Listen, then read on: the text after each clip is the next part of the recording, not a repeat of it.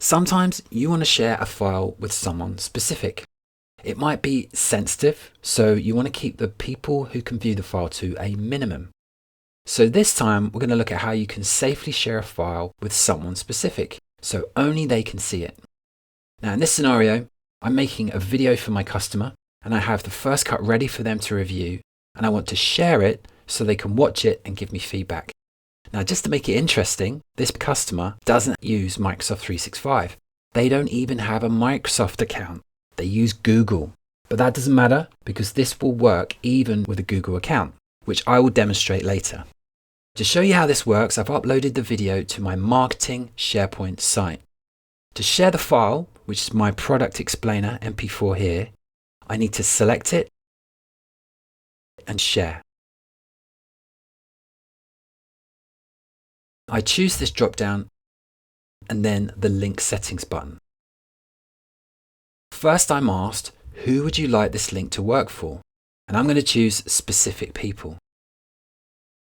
Notice that I can set the edit and download settings here if I want to, but I'm going to leave them as they are because I don't mind if the customer can edit and download the video, and they are the default settings, so that's all good.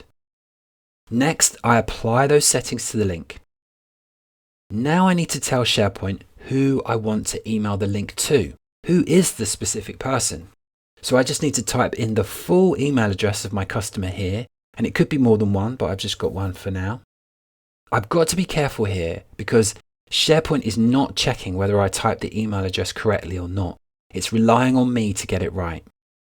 SharePoint lets me know that the email address is from an account outside of my organization, and that's just a warning. If you see a red warning here telling you that you can't share, then you need to speak to your SharePoint administrator to allow you to share externally. Now everything is ready and I can choose send. SharePoint sends the email to my customer with the link to the video in it. So now we're going to look at what my customer sees when I share the file in this way. Let's switch over to Gmail and you can see the message has arrived in my customer's mailbox. And it has a link to the video. When they click it, a new browser tab opens up and they have to request a verification code. Now, why does that happen? This is just a check that SharePoint does to ensure that they have access to the mailbox that I sent the link to. We're verifying that they are who we think they are before we give them access to the video. When they click the send code button, it sends a new email to the same Google mailbox. They switch tabs to get the email, and it's from Microsoft Notifications and it has the code in it. They can just copy the code, select it and Control-C, and then switch back to the previous tab and paste it into the field labeled Enter Code. Then press Verify. Then it will open up the video in the browser and my customer can now watch the video, download it and even make comments.